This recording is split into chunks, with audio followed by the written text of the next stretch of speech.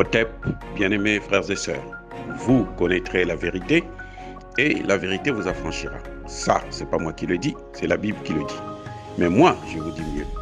Vous connaîtrez la vérité historique, notamment celle de vos ancêtres kémites, et vous aurez une vision globale de ce que c'est que la vraie souveraineté politique. J'ajoute, vous reviendrez à la spiritualité africaine ancestrale et vous comprendrez les enjeux de l'indépendance économique. Et pour terminer, vous accepterez votre identité culturelle kémite et vous obtiendrez deux choses. La première, c'est la paix. La seconde, c'est le développement, à une condition. L'unité de toute l'Afrique noire, l'unité de tous les Noirs du monde entier.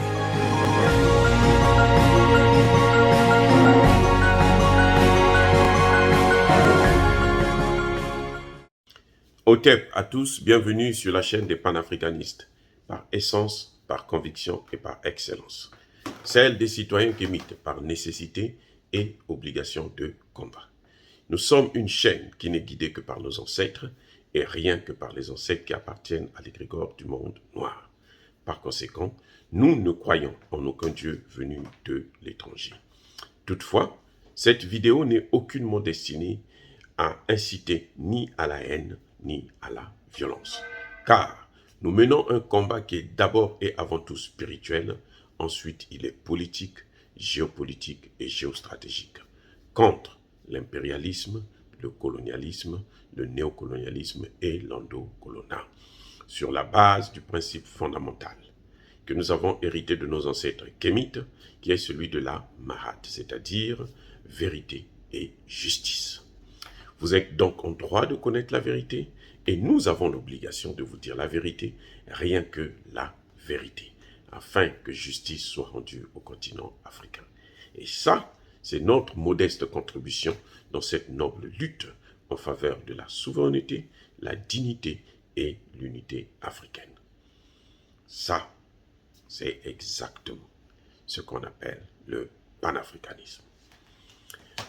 Bien-aimés frères et sœurs, un président sous contrôle, un président sous haute surveillance, un président de l'organisation, un président de l'Union africaine, M. Macky Sall, est contrôlé, est gardé, est surveillé. Par qui? Par le président de la Commission de l'Union africaine. Bien-aimés frères et sœurs, c'est difficile à comprendre parfois, mais lorsque je vois Macky Sall à Moscou, plutôt à Sochi, là où il a été reçu par le président Vladimir Poutine, qui lui a vraiment rendu de grands honneurs, qu'il a respecté, qui a montré la différence entre recevoir Macky Sall, le président de l'Union africaine, et recevoir Emmanuel Macron ou le secrétaire général de l'Organisation des Nations Unies. Il y a eu une très grande différence. C'est pas la même chose, c'est le sommeil et la mort. Le président Poutine était tendu, était très réceptif, il s'est déplacé, il est venu au perron de son palais pour recevoir son hôte, alors qu'avec les autres, ça n'a pas été le cas. Vous vous débrouillez à venir là où il est, dans son bureau, il vous attend. Et il vous attend, vous vous asseyez autour d'une table de plus de 10 mètres. Donc il a marqué la distance et il a montré qu'il n'était pas les bienvenus. Alors que Macky Sall est même rentré carrément dans l'intimité de l'espace physique, de l'espace de sécurité du président Poutine. Mais Macky Sall n'était pas seul. Depuis quand vous avez vu le président de l'organisation, le président en exercice de l'Union africaine se déplacer avec le président de la Commission de l'Union africaine? Depuis quand? Qu'est-ce que celui-là vient faire? Ce sont deux chefs d'État qui se rencontrent. Il y en a un qui vient en tant que chef d'État avec une mission de 53 autres chefs d'État pour lui dire, voilà ce que tu vas aller dire à Poutine.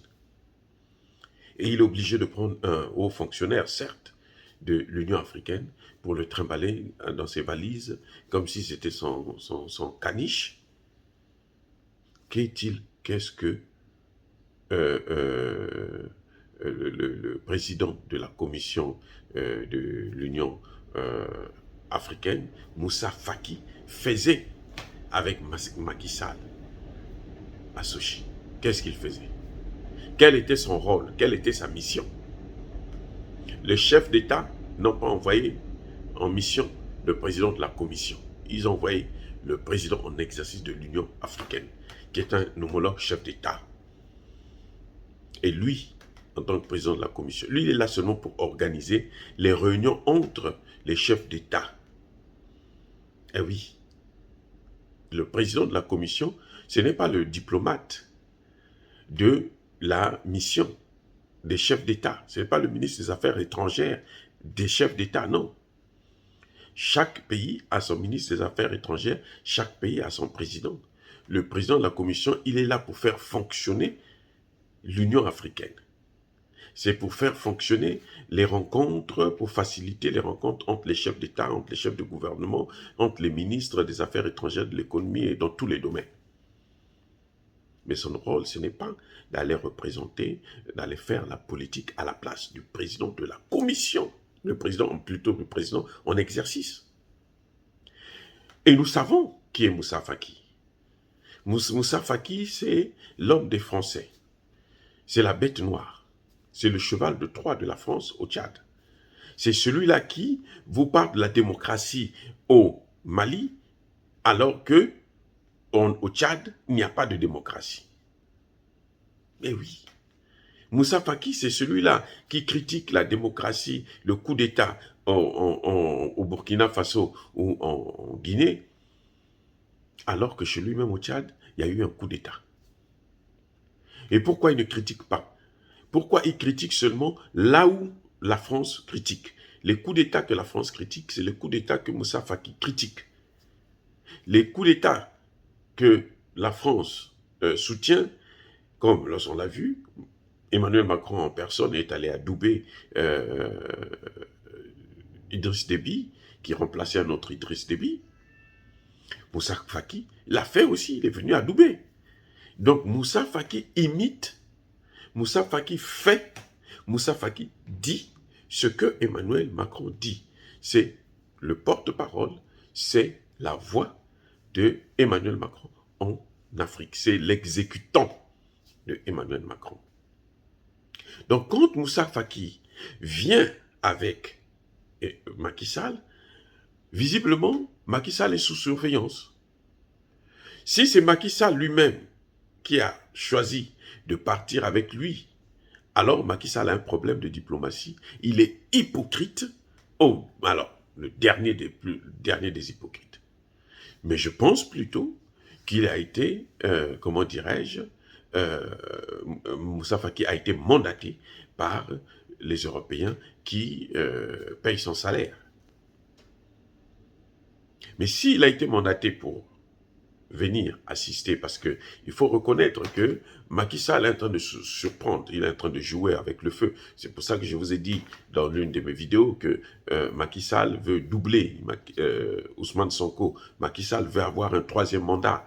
Donc, il est obligé, pour avoir le soutien de la population, de se faire un peu, faire semblant d'être un panafricaniste.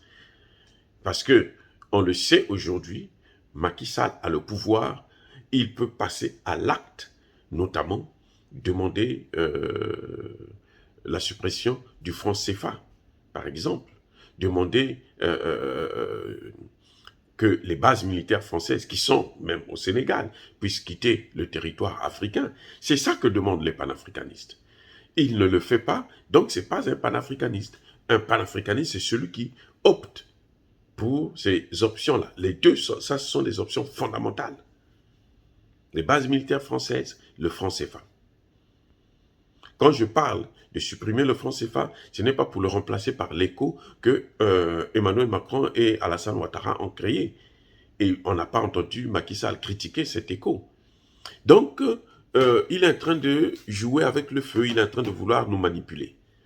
en se passant pour un panafricaniste, ce qu'il n'est pas. Vous savez, à cet âge-là, c'est très difficile de se transformer subitement en panafricaniste. Parce que le panafricanisme, on est avec et on grandit avec. Et puis, ça émerge, ça sort en vous, sans même que vous ne puissiez le contrôler, le savoir.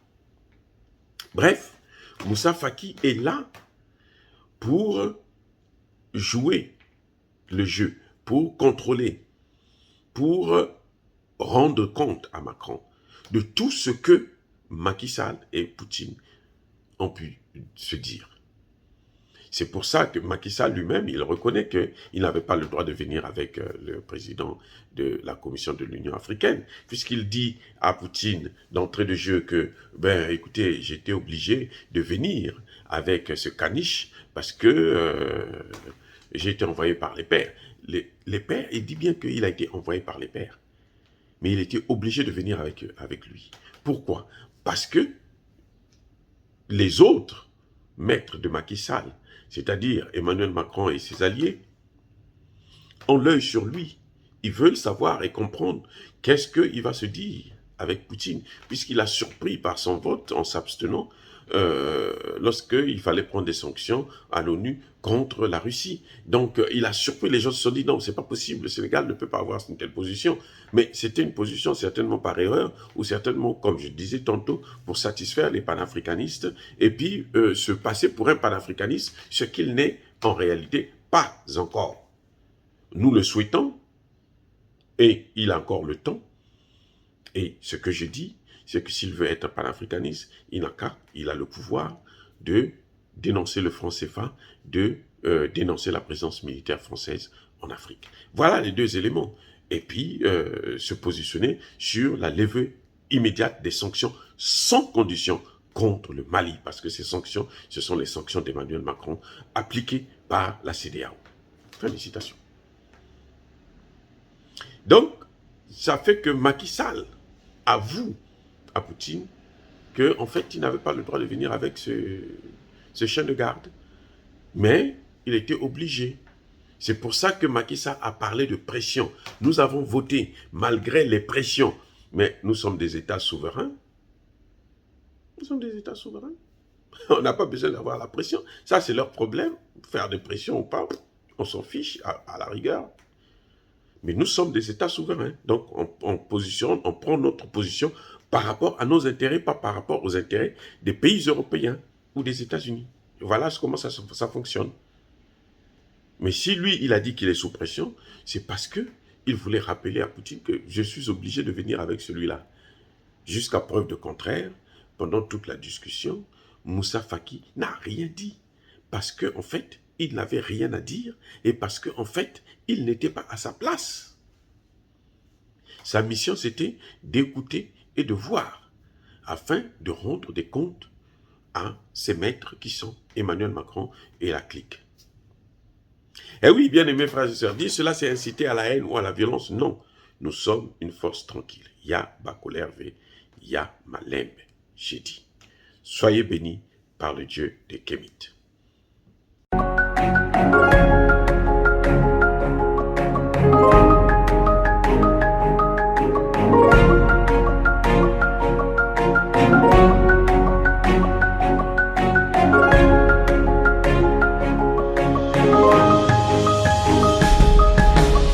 Eux, ils marchent par la foi et non par la vue. Mais moi, je vous conseille vivement de marcher par la connaissance scientifique et historique, notamment celle de nos ancêtres kémites, par les 5 sens et par l'intelligence. Otep, vive l'Afrique éternelle et que Dieu vous bénisse. Abou Apia.